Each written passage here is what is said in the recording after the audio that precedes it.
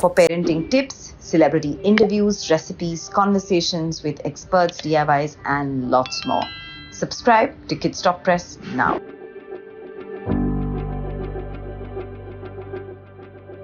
General hair loss for an 18-year-old could be many reasons.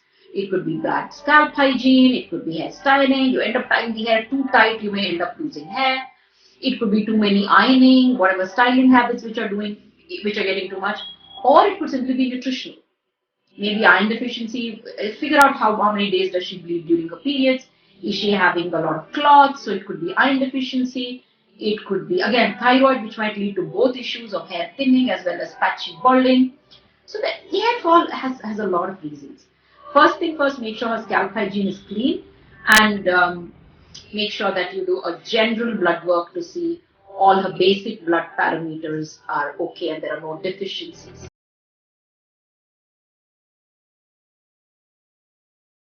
Dandruff is an yeast and it feeds off of your scalp oils.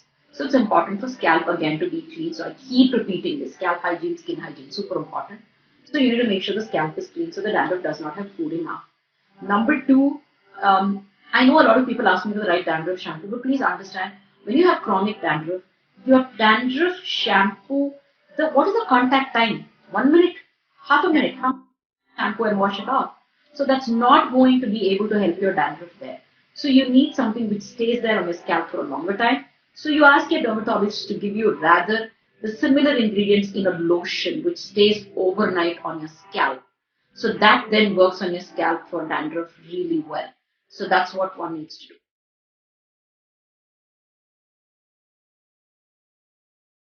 By the time I could order my own food, I think I was, oh my God, half my life through. These days at 9 years old, they will order their own food, tuck in an app and they're done. So a lot of junk eating starts at that age, number one.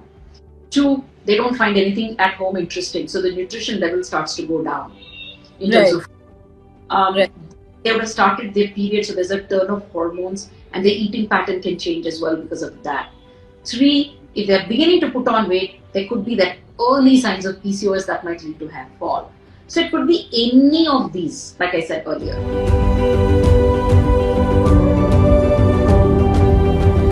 Helps is in reducing the friction or that static electricity that forms in your hair. So it might help the hair become less frizzier. Right. And the hair may break less. So it may reduce hair breakage if I go on reducing like that. But I don't think it will help any hair fall issue.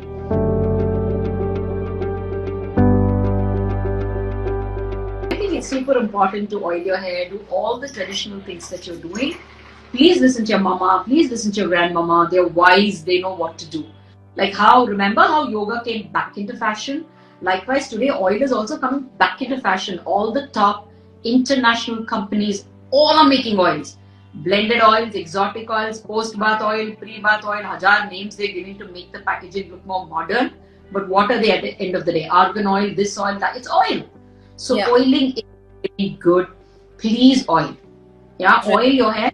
What is something that I usually ask kids to keep away from is massage, especially the Indian chumpy. Don't do that because that leads to a lot of kind of friction, and most of us have this habit of oiling your hair before bath, which means to say you're ready to bathe, which means to say it's been 2-3 days since the first time that you've had your bath, which means the scalp has already accumulated all the secretions and dirt, and now you're putting oil and massaging it right in.